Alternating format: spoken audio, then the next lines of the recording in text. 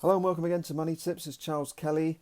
Just back from the city today, where I spent the day in the city. That's the city of London, the financial district of London, and I was there for some meetings and then had a meal and a drink in the Ivy Asian. It's a fairly new restaurant right next to St Paul's Cathedral. It's a spectacular big Ivy restaurant specialising in, obviously, as the name would suggest, Asian cuisine.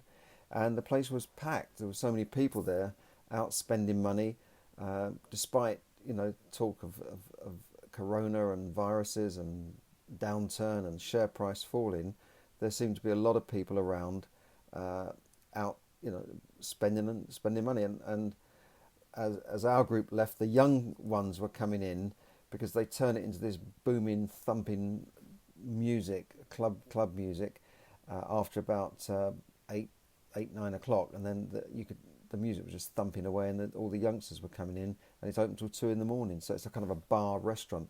Wouldn't recommend it as such. I don't think the service was that good. They gave us a lot of hassle with the table that we didn't really want. Anyway, it's a long story, but there you go. So they won't be getting a great review on TripAdvisor from any of the group. Not that I'm going to even bother, but there you go. So what's been happening today? Well, we've had the first casualty in the UK of coronavirus, a 70-year-old lady who had some underlying health problems already.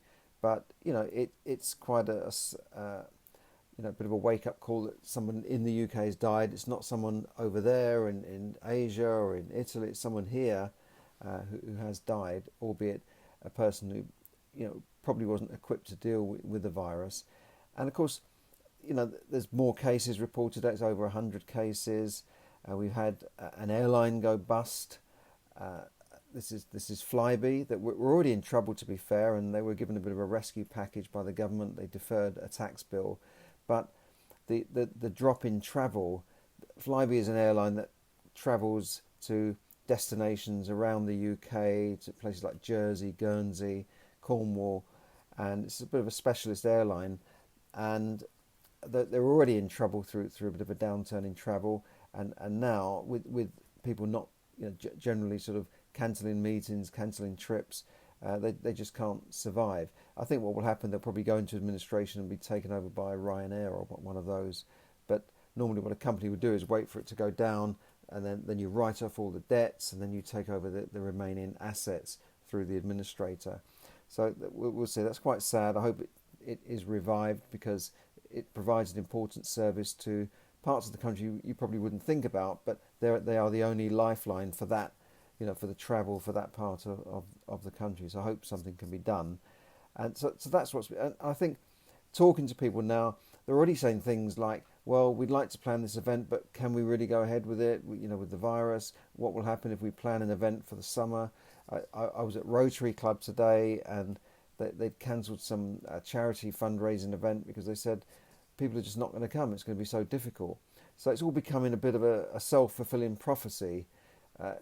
Like a few people start buying things and stocking up and seeming to be panic buying. Then the word gets around that everyone's panic buying. And then people who didn't want to panic buy have to go out and panic buy, because all the panic buyers are buying all the stuff and there won't be any left for anybody. Plus the fact that stuff is going up in price. These masks that you buy to protect yourself from the virus, ironically, mostly made in China. They used to be about 10p each.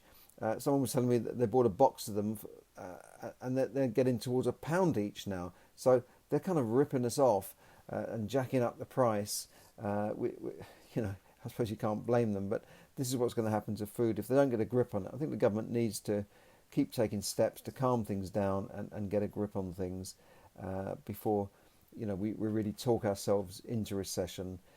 Someone from the new head of Goldman Sachs said that this virus threat will take us to the brink of recession, and he said that interest rates, or he predicts that interest rates will be dropped by the Bank of England at the next meeting by around 0.5%. So it's at 0.75%. The minimum lending rate is 0.75. It could go down to 0.25 again. It was there before, to perhaps stimulate the economy. That's good news for borrowers, not so good news for savers, of course. But that could happen to perhaps stimulate the economy. Who knows? We shall have to see.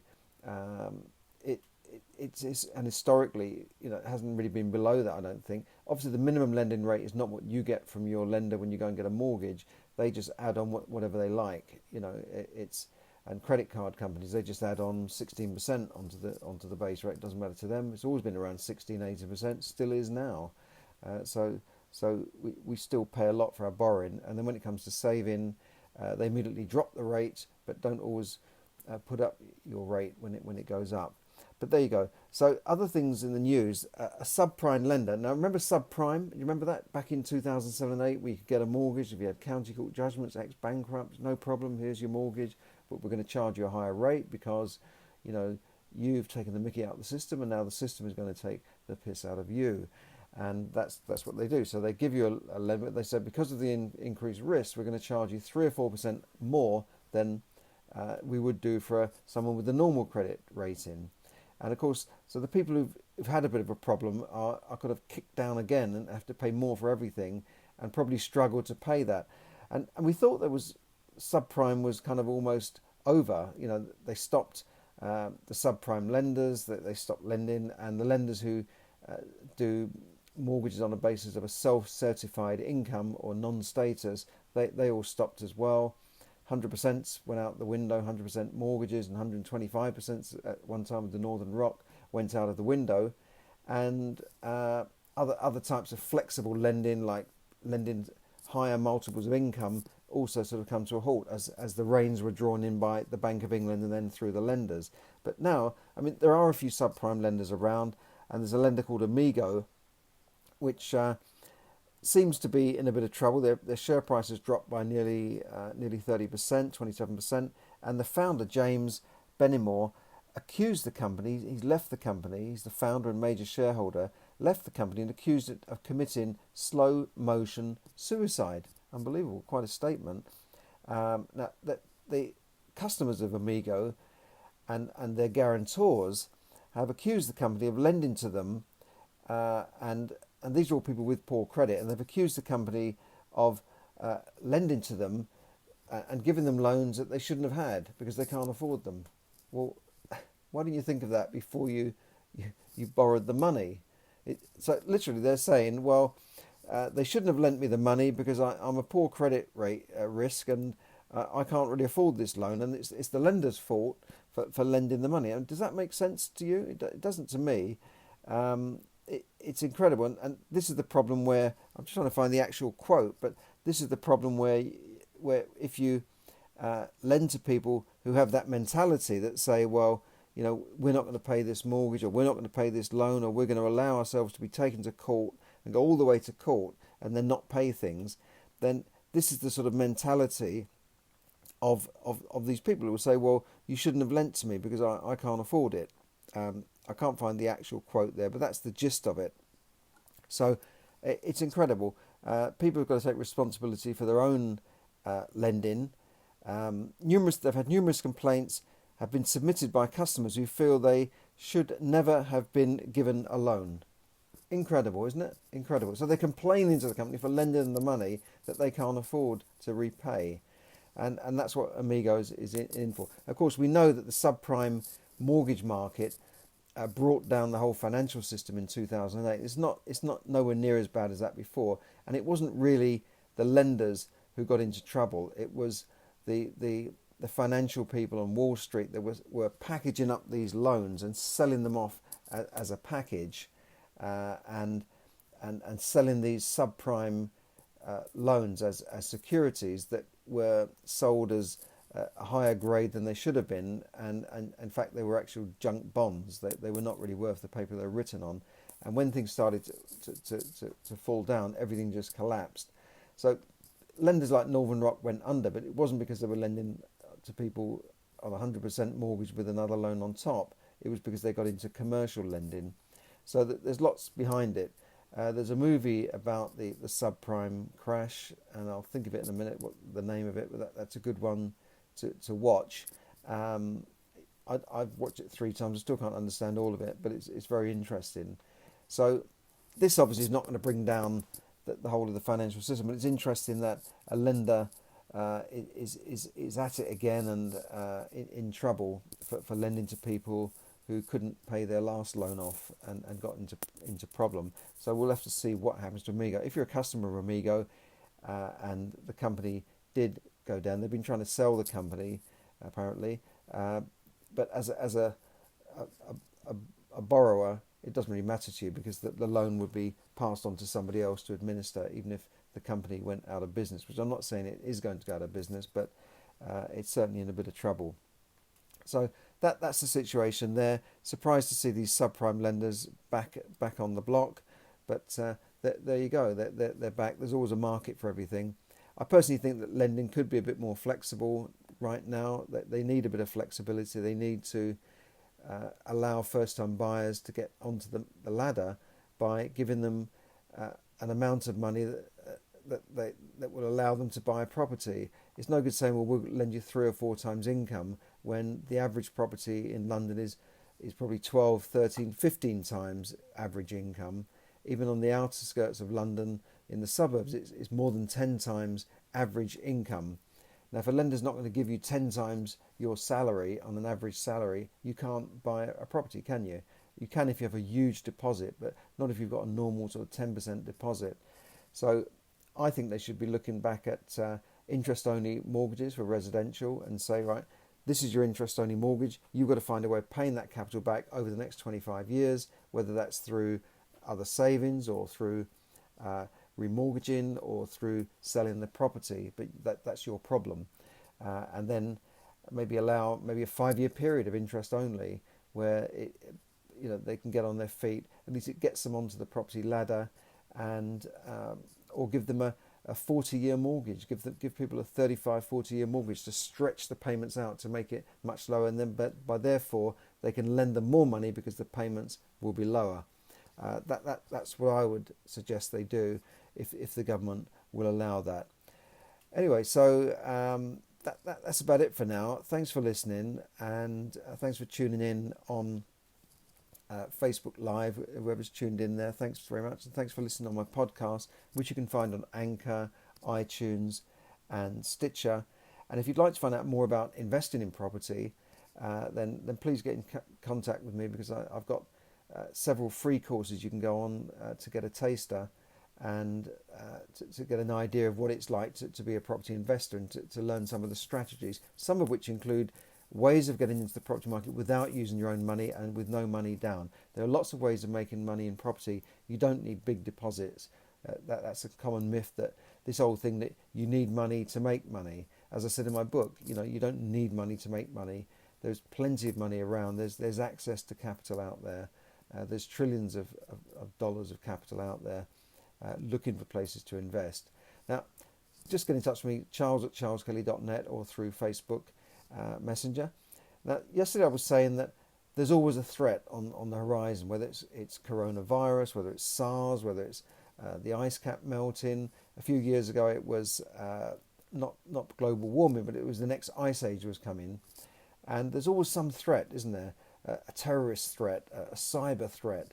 The Chinese are taking over. There's always some sort of threat. And at the moment, if you turn on the news, it's all about coronavirus, isn't it? Coronavirus. We've had 100 cases in the UK. It's going to be 80% of people will be infected. No, it's not. But there's always some sort of threat. And now, I've got to say, now there's another threat. And if that's not enough, we've apparently got a meteor, something like 4 kilometres wide, heading towards the UK and due to arrive sometime in April. Well, I hope we get Easter out the way and get the holidays out the way. What we need now is to send Bruce Willis up into space, and he clings onto this meteorite and puts some explosives in it, and then bounces off and goes back to Earth and saves the world. We need someone like Bruce Willis out there, if he's not too old now, to go out and sort this out. But now I don't know if that's a true story. It was in the Daily Express. They are prone to make some wild predictions. And the other thing that's been predicted is all of these, this SARS and the earthquakes and the flooding is all part of a biblical prediction in Revelations. They say when there's famine, when there's war, when there's disease and that sort of thing, that means the end of the world is coming. But my only argument to that is we've had these events before. We had a flu epidemic in 1918 that killed, was it 500,000 people or 400 million? It was millions of people. I think more people died in that flu epidemic than died in the First World War. And I'll have to come up with the figure of the First World War epidemic. And there's always obviously been wars. In fact, really, this time in our time now is probably the best time ever to be alive. Although people don't seem to think that. They think the good old days were better. But actually, in these times, we've got actually less wars going on. We've got people living longer and longer, and we've got better health conditions. We've got much better conditions for the vast majority of people. That's right. Spanish flu epidemic 1918 it was the deadliest in history. 50 million victims, right? 50 million victims died from that Spanish flu epidemic. So there's been bigger things going on before, and even the average flu in the winter here kills more old people than are probably going to die from coronavirus. But this is the best time ever to be alive, I think. If you look at the average standard of living of people around the world, it is far higher than it was even 30 or 40 years ago. Look at the Chinese. 1 billion people have been taken out of poverty in a couple of generations. Even places like Africa, yes, there's famines, yes, but people now have got a much better standard of living. Yes, there'll always be poor people. There'll always be somebody worse off than you. But generally speaking, people have got a far better way of life, a better chance of surviving childbirth, better chance of surviving disease, and all these things, and having a square meal every day than there has ever been in the past, and that is a fact. And if you go back to that time in 1918, 100 years ago, that wouldn't have happened now. There would have been some sort of vaccine. There would have been some sort of cure. So if you put that into perspective, I don't think coronavirus is anything like as serious as that. But just remember that we do live, it seems like difficult times, but there's probably less wars going on now than there ever been. There were wars in the past going on for 100 years. England and France had a 100-year war. People were living like peasants. They were just peasants on a farm. The landed gentry had all the land, and you just worked as a peasant on a farm. You never had any chance of moving up the ladder. There was no social mobility, or very little social mobility in those days. And it wasn't until the Industrial Revolution, when people started moving into the towns, that people had a chance to, move up the ladder, as it were. But in those days, people were poorly educated. They barely went to school. They couldn't vote. So life is not as bad as people think. So, I would just say, just be careful of people twisting this virus and say this is a doomsday prediction, because there's always been war and pestilence and famine and flooding, and it's always been there. If you look back in history, there's always been massive weather changes, and this is just one of them. Okay, that's my final thing I'll say tonight, but thanks for listening. And this has been Charles Kelly, bringing you money tips to help you save, earn, invest, accumulate, and enjoy more money. Just remember, there's plenty of money out there if you need to invest. If you want to get into property, get in touch with me, charles@charleskelly.net, or on Facebook Messenger. Thanks for listening, and thanks for tuning in. Those people on Vilma Limars. Thanks everyone for tuning in on Facebook Live. Bye for now.